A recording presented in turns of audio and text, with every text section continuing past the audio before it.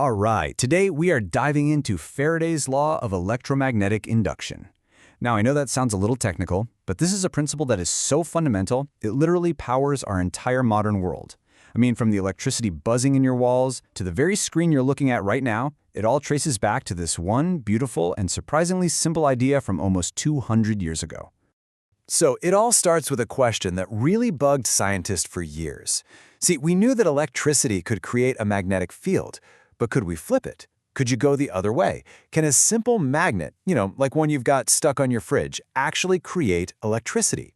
Well, the answer is a huge yes. But the secret, it turns out, isn't in the magnet itself.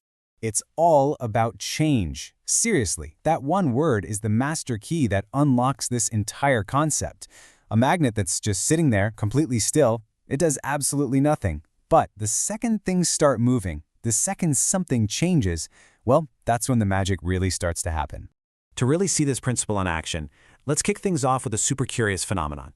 It's a really simple experiment you can do, but when you first see it, it just seems to completely defy our everyday intuition about how physics should work. Okay, so check out this setup. On the left, you drop a magnet. It falls. Gravity does its thing. No surprises there, right? But now look at the right.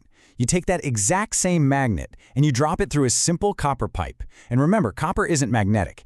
And something incredible happens. It slows way down, kind of drifting through the pipe like it's falling through invisible honey. So what in the world is going on here? There's no physical contact, the copper isn't magnetic, so what invisible force could possibly be strong enough to fight back against gravity itself? This weird braking effect is the perfect, tangible example of the phenomenon we're going to unpack today. The answer to our little puzzle lies back in the 19th century, during this intense race to figure out the deep, hidden connection between two of nature's biggest forces, electricity and magnetism. So, by the 1820s, everybody knew that running an electric current through a wire created a magnetic field around it. The big challenge, the Holy Grail, was reversing that process. Lots of people tried and failed. They'd just, stick a magnet next to a wire and hope for the best. It took a couple of brilliant minds, Joseph Henry over in America and Michael Faraday in England, to crack the code at almost the exact same time. And here it is, the revolutionary, game-changing discovery. A steady, unmoving magnetic field does nothing. It's the change in the field that matters. Only a time-changing magnetic field can induce an electric current to flow where there was no current before. It's all about motion and change. Now, this push that gets the electricity moving is called an electromotive force, or EMF for short. Don't let the name fool you, though. It's not really a force in the way we usually think of it. It's actually a voltage. It's the electrical potential that just sort of appears in a wire loop whenever the magnetic field passing through that loop changes.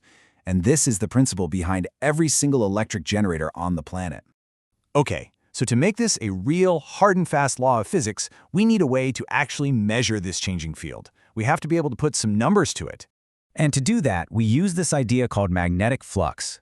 The easiest way to think about it is to imagine magnetic field lines are like streams of rain.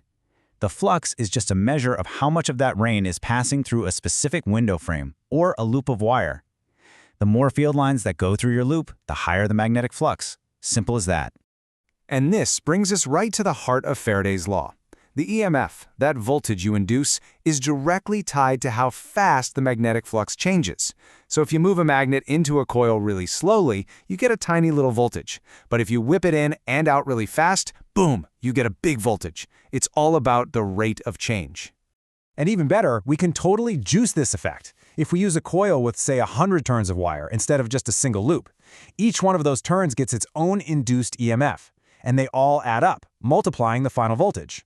We call this total flux linkage, and it's exactly why generators and transformers use these massive coils of wire. But there's one more piece to our puzzle. Faraday's law is great for telling us the size of the voltage, but what about its direction? Which way does the current flow? This brings us right back to our mysterious magnet falling through the copper pipe, and a really cool principle called Lenz's law. I love this quote. It perfectly sums up Lenz's law. Basically, whenever you try to change the magnetic flux inside a loop of wire, nature pushes back. The universe really tries to keep things the same, so the current you induce will always flow in a direction that creates its own magnetic field to fight the very change that created it in the first place. So let's solve our mystery once and for all. As that magnet falls through the copper pipe, its moving magnetic field is constantly changing the flux in the copper around it. This change induces these little, tiny swirling electrical currents in the pipe. We call them eddy currents. Now, these new currents generate their own magnetic field, and here's the key. That new field pushes back against the magnet, opposing the change and creating that braking force we saw. And that's the whole secret. The magnet's motion creates a current, and that current creates a magnetic field that opposes the magnet's motion. It's this beautiful, self-regulating feedback loop. And it's all about the conservation of energy, really. You can't get free energy out of nowhere. The work you'd have to do to push that magnet through the pipe gets converted into the electrical energy of those eddy currents. But hold on, because the story doesn't actually end there. By digging into the deep mathematics behind all of this, physicists have found an even more profound, even more mind-bending connection at the very heart of Faraday's law.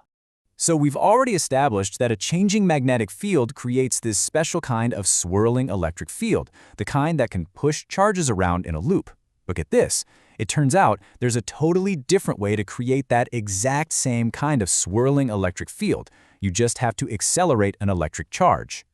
What the math is telling us now is that these two things, which seem completely different, changing a magnetic field over here and accelerating a charge over there, are at a fundamental level equivalent.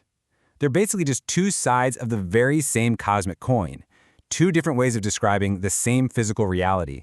So in the end, what we call Faraday's law isn't just an equation.